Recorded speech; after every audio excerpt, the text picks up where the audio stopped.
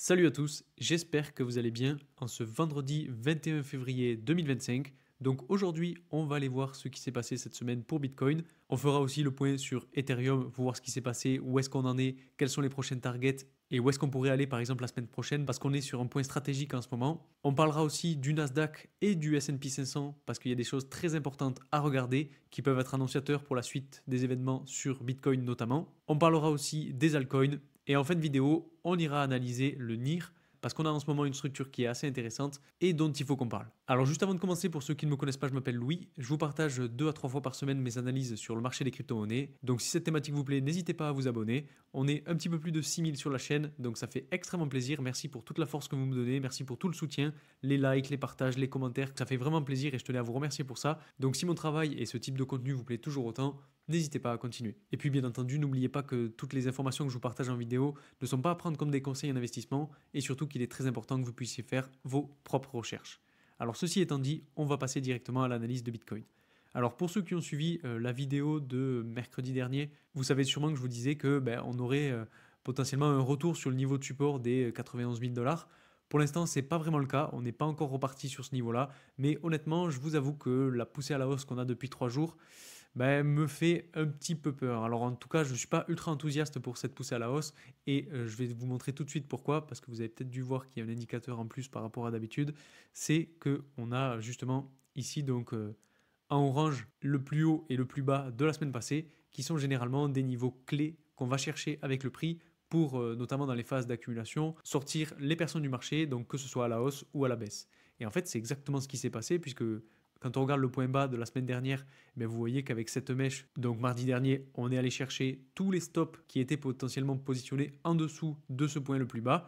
Et actuellement, on est en train d'aller chercher les stops, cette fois-ci des shorters, qui sont positionnés au-dessus du plus haut de la semaine passée.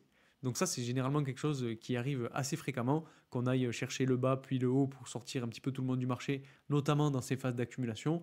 Et donc, c'est pour ça que je vous dis qu'actuellement, cette poussée à la hausse sur Bitcoin elle me fait penser un petit peu à cette prise de stop qu'on est en train de faire au-dessus de ce point haut. Alors bien entendu, ce n'est que de la théorie, je peux tout à fait me tromper, mais maintenant qu'on est parti vers le haut, alors la prochaine target, le prochain objectif, c'est la résistance des 100 000 $.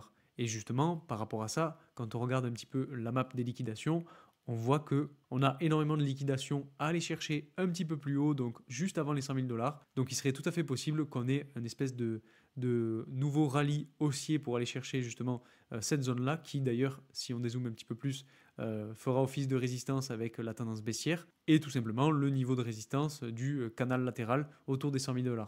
Donc là, les 100 000 $, ça ne m'étonnerait pas qu'on ait un petit peu de mal à les passer, notamment par rapport à ces résistances-là.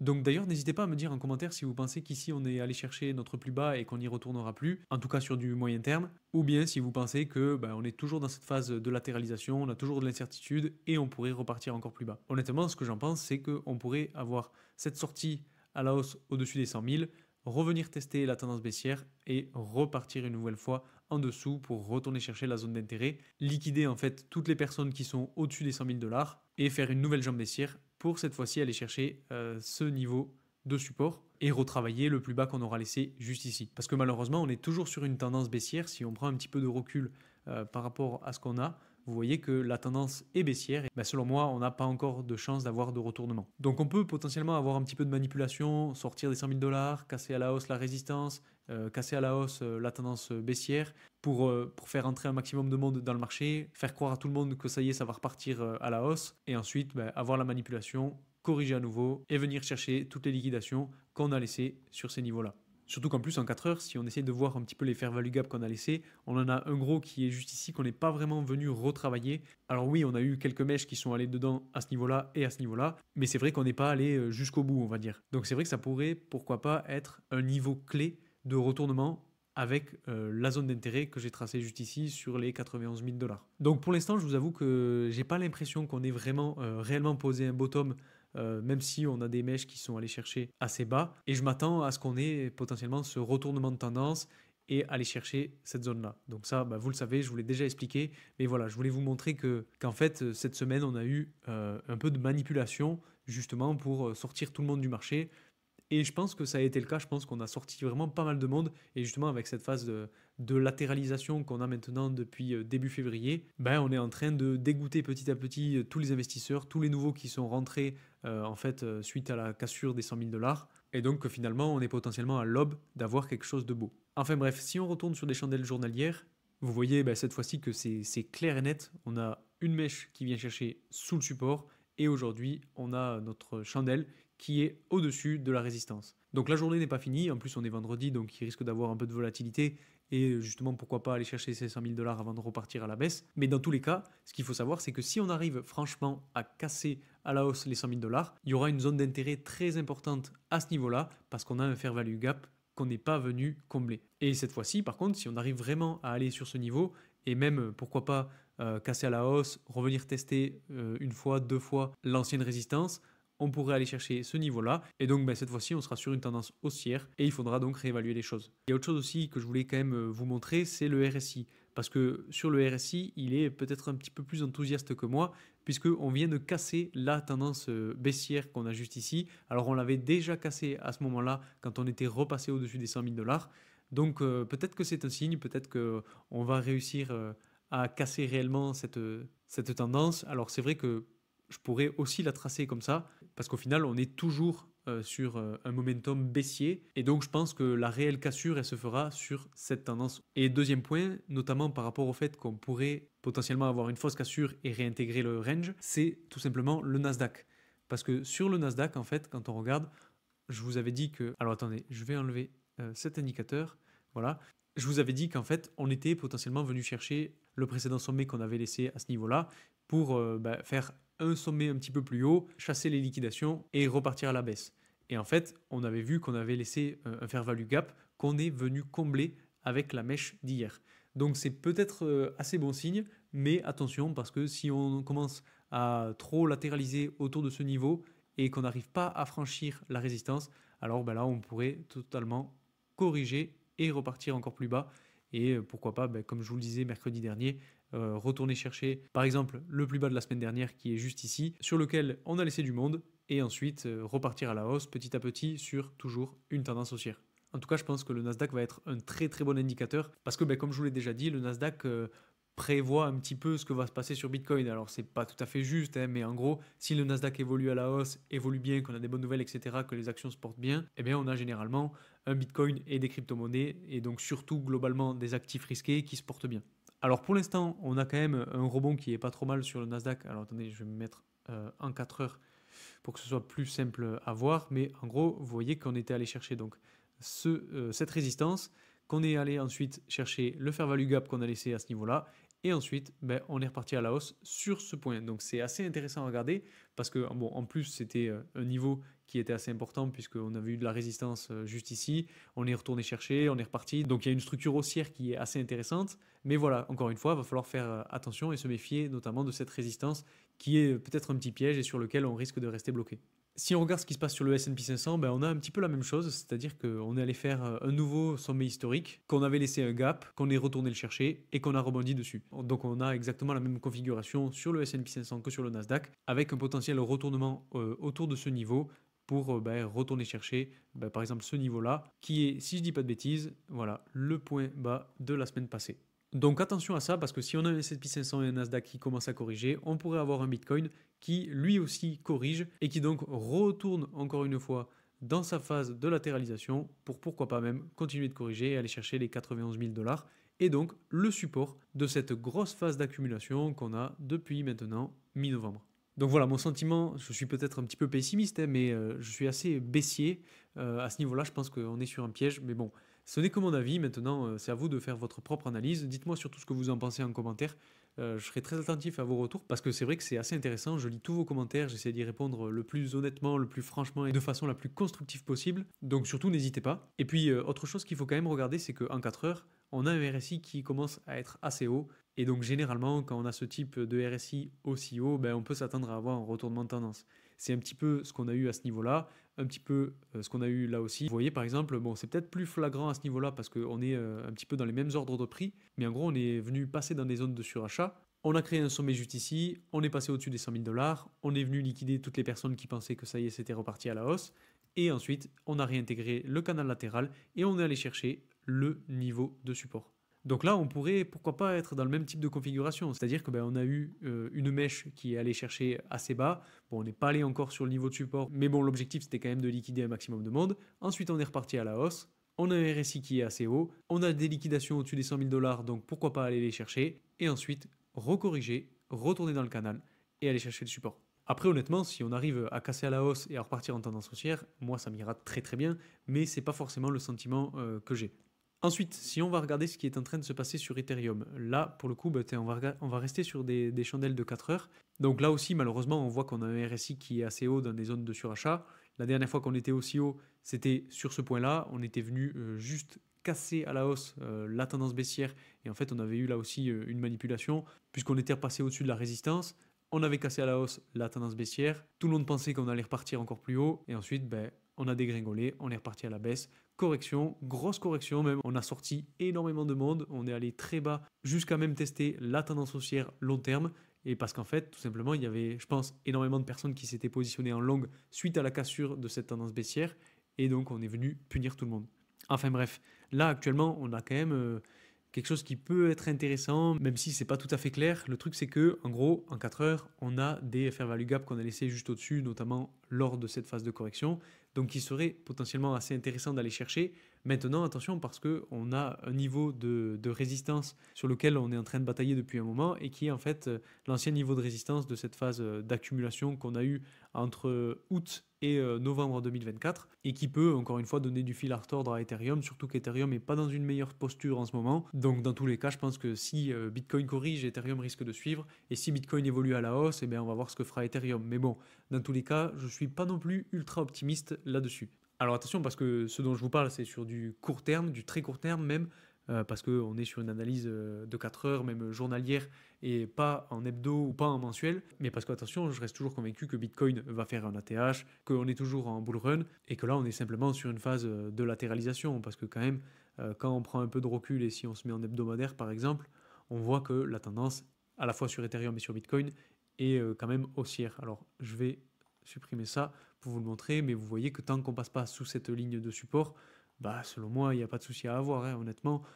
C'est normal d'avoir ces phases de doute, d'incertitude, d'accumulation même. Donc je ne serais pas étonné que dans quelques semaines, voire quelques mois, notamment par rapport à ces nouvelles de l'inflation, aux nouvelles des taux d'intérêt et aux nouvelles macroéconomiques, on ait justement un rebond qui nous fasse sortir Ethereum des 4000 voire des 5000 $. Et donc aller chercher un ATH. Ça, honnêtement, c'est une de mes convictions sur l'année 2025, parce qu'au bout d'un moment, va bien falloir repartir à la hausse. Et je pense tout simplement que c'est Bitcoin qui donnera le feu vert et qui valide la poussée à la hausse. Et donc si on retourne sur Ethereum et qu'on regarde les choses en journalier, je vous dis qu'en fait on est potentiellement sur un point stratégique parce que on arrive sur le croisement entre la tendance baissière qu'on peut tracer comme ceci, qui maintient le prix en fait petit à petit sous ses résistances, et la tendance haussière qu'on a donc juste ici à plus court terme, et la tendance haussière qu'on a à ce niveau-là, donc cette fois-ci à plus long terme. Donc on est quand même en train d'arriver sur un point stratégique. Alors je dis pas qu'on va en sortir demain, mais je dis juste que on pourrait être sur le point d'avoir quelque chose de beau, que ce soit à la hausse ou à la baisse. Alors honnêtement, perso, je pense que ce sera haussier. Je pense que si on arrive à sortir de cette structure-là, de ce triangle, on va aller à la hausse et on va grappiller petit à petit toutes les résistances sur le marché haussier. Parce que bon, Ethereum est quand même un actif qui est utilisé, qui est connu, qui est soutenu, qui est même reconnu. Et donc ça m'étonnerait tout simplement d'avoir Ethereum qui corrige, qui perd des places petit à petit et qui finissent par aller à la cave. Bon, ça reste que mon avis. Maintenant, il faut que vous puissiez vous faire le vôtre. Et deuxième point qui m'intéresse un petit peu plus que sur Bitcoin d'ailleurs, c'est que sur le RSI, vous voyez qu'on a le même type de tendance baissière que sur Bitcoin, mais par contre cette fois-ci, on est en train de quand même casser assez franchement la tendance baissière sur Ethereum. Donc pour le coup, je suis quand même un petit peu plus enthousiaste que pour Bitcoin, et c'est aussi ce qui me fait dire que en fait on pourrait avoir cette fameuse altcoin season dont tout le monde parle et qui serait pourquoi pas enclenchée par la sortie d'Ethereum à la hausse par rapport à cette tendance baissière. Et donc, pourquoi pas que le RSI soit l'un des premiers indicateurs de ce mouvement. Donc, je m'avance peut-être un petit peu en disant ça, surtout qu'en plus, on est sur du journalier et qu'on n'est pas encore venu chercher la tendance baissière. Mais bon, j'ai envie de dire, pourquoi pas. Donc à voir ce que ça va donner. Dans tous les cas sur Ethereum, comme je vous l'ai dit, tant qu'on est au-dessus de la tendance haussière long terme, tout va bien. Je vous ai dit quand même qu'on pourrait, pourquoi pas, venir travailler la mèche qu'on a laissée ici et donc de faire une dernière phase baissière, d'avoir quelques chandelles sur ces niveaux-là et ensuite tout simplement casser à la hausse la tendance baissière et repartir petit à petit chercher les résistances. Surtout que vous le savez, si on met les fair value gap, on a toujours notre gros fair value gap juste ici qui a quand même été travaillé. On n'en a pas en dessous, donc tout simplement peut-être qu'en fait on est venu chercher ce dernier fair value gap, on est venu liquider tout le monde et maintenant ça y est, on va repartir. Là honnêtement, j'ai pas de boule de cristal donc je pourrais pas vous dire, mais ce qu'il faut quand même regarder c'est qu'on a aussi deux gros fair value gap juste au-dessus qu'on n'est pas encore venu combler. Sur du journalier, tant qu'on ne vient pas chercher les sommets qu'on a laissés, par exemple autour du 24 janvier ou du 31 janvier, on ne pourra tout simplement pas dire qu'on est sur une tendance qui est redevenue haussière. Donc peut-être qu'on est en train de poser un bottom à ce niveau-là. Dans tous les cas, ça ne m'étonnerait vraiment pas d'avoir une mèche ou une chandelle qui vienne chercher ces fair value gap, qu'on se fasse stopper juste au-dessus de l'ancien plus haut qu'on a ici, et qu'ensuite, petit à petit, on arrive à poser un bottom, à repartir sur une tendance haussière, et à cette fois-ci casser les résistances. Enfin bref, dans tous les cas, ce qu'il faut retenir sur Ethereum, c'est que honnêtement, je ne le vois pas repartir sous sa tendance haussière et donc pas en dessous des 2000 $. Et juste pour finir, par rapport au fait qu'on puisse, pourquoi pas, revenir travailler justement cette mèche qu'on a laissée juste ici, c'est tout simplement que on a quand même laissé du monde sur ces niveaux-là et donc il va pourquoi pas falloir venir les rechercher. Enfin bref, pour l'instant, on est toujours sur la résistance, on n'a pas de cassure claire et précise qui nous permette de donner une direction. Je vous ai dit que voilà, la tendance baissière sera l'un des éléments clés à surveiller. Si on arrive à casser à la hausse et que ce n'est pas un piège juste pour venir chercher les fair value gap, ça pourrait être intéressant de retourner chercher le plus haut de la fin janvier 2025 pour après voir ce que ça donne. Et puis, si on est plutôt sur un momentum baissier, qu'on n'arrive pas à casser à la hausse la tendance baissière, là, pour le coup, on ira sûrement travailler cette mèche-là en allant chercher les points bas qu'on a laissés sur le 4 novembre 2024 ou même sur le 3 octobre 2024. Rapidement, je voulais vous parler du Total 3 aussi parce que c'est vrai que ça fait un moment que je ne l'ai pas trop regardé. Alors, j'avais tracé une tendance baissière comme ceci. Alors, peut-être qu'on peut même la tracer comme ça, voilà, en allant chercher donc les mèches ici, les mèches ici, les mèches à ce niveau-là et la mèche qu'on est actuellement en train de faire. Alors, on a laissé un fair value gap juste au-dessus de nous. On est en train, un petit peu comme Ethereum d'ailleurs, on est en train de latéraliser sur le niveau de support et même de résistance qu'on a juste ici. Et d'ailleurs, si on trace les Fibonacci là-dessus, qu'est-ce que ça donne? Ah oui, voilà. Donc on avait bien ce niveau de support que j'avais tracé autour des 0,618 de Fibonacci, donc sur la ligne bleue qu'on a juste ici. On était venu casser avec cette mèche, mais qu'on pourrait là aussi, un petit peu comme Ethereum, venir retravailler. Surtout qu'en plus, on est sur la tendance baissière, on n'a pas réussi à la casser à la hausse. Et donc là aussi, on est pourquoi pas sur un moment clé, parce que à la fois, on arriverait... Alors, attendez, je vais supprimer ça. Voilà. À la fois, on arriverait à casser la tendance baissière à la hausse, mais aussi, on arriverait à casser cette résistance, si j'arrive à la tracer, voilà, cette résistance qu'on a juste ici et qui est plutôt une zone d'incertitude. Et donc selon moi, ce qu'il faut retenir, c'est que le marché des altcoins n'a pas dit son dernier mot. Si on regarde par exemple ce qui se passe en hebdomadaire, vous voyez qu'on a toujours cette structure qui est toujours d'actualité, qui fonctionne toujours, avec comme vous le voyez une target autour de fin octobre 2025. Et là, je pense que tout simplement, on est en train de faire une montée en escalier. Vous voyez, pousse à la hausse, latéralisation, pousse à la hausse, latéralisation, etc. Si on arrive à faire ça petit à petit jusqu'à arriver à la target, ce sera parfait. Alors bien entendu, on risque de ne pas avoir tout qui se passe comme prévu. Et puis surtout, ce qu'il faut voir, c'est que en fait, quand même, ce marché haussier est fait pour faire capituler tout le monde, puisque on remarque que les phases haussières durent beaucoup moins longtemps que les phases de latéralisation et d'accumulation. Et ça, en fait, c'est simplement pour faire capituler les plus faibles, faire sortir les gens du marché, parce que on va pas se mentir, hein, ceux qui arrivent sur le marché, c'est pour faire de l'argent, et ils se disent, tiens, ça a explosé, je vais faire de l'argent rapidement. Ils se positionnent au plus haut de la phase haussière, et ensuite, ils prennent au moins 30% dans la figure pendant 30 jours, ils capitulent, ils sortent du marché, et ensuite, c'est les plus patients et les gros poissons qui rachètent. Et donc, pour vous montrer ça, en gros, si on prend depuis la phase de pré-bull run ce qui s'est passé, on voit que, par exemple, sur cette poussée à la hausse, on a 7 barres, donc 7 semaines à la hausse avec quasiment 70%. Et ensuite, derrière, on a une correction, une latéralisation de plus de 31 semaines avec un moins 30%. Si on continue, on a la même chose ici, c'est-à-dire qu'on a 4 barres, donc 4 semaines de hausse. Et ensuite, pour l'instant, on est quand même sur 11 barres avec, pareil, là aussi, quasiment au moins 30%. Donc tout ça pour dire qu'il faut rester patient, que même si on a des phases de correction, de latéralisation qui durent longtemps, qui font mal, qui sont chiantes, ben faut faire avec. Les marchés haussiers, c'est comme ça. Dans tous les cas, on voit que même si on a ce type de phase, ben les phases haussières sont bien plus hautes, quasiment même 2 fois plus hautes que les phases de correction.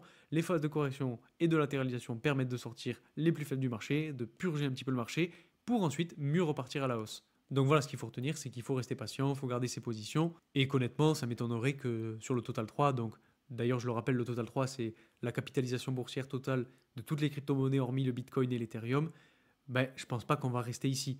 Vous voyez, on est venu faire un petit ATH juste ici autour de la fin de l'année 2024 et ensuite on a corrigé. Et bon, on le sait généralement, quand on est en période de bull run, ben on a une explosion de l'ancien ATH. Là, par exemple, c'était le cycle de 2017. Le sommet de 2017, on l'a complètement explosé lors du cycle de 2021-2022. Donc là, si on a plus ou moins le même ordre de grandeur, on pourrait s'attendre à atteindre des sommets, comme je l'ai mis juste ici, pourquoi pas sur la tendance haussière. Donc c'est pour ça que pour l'instant, c'est ma target.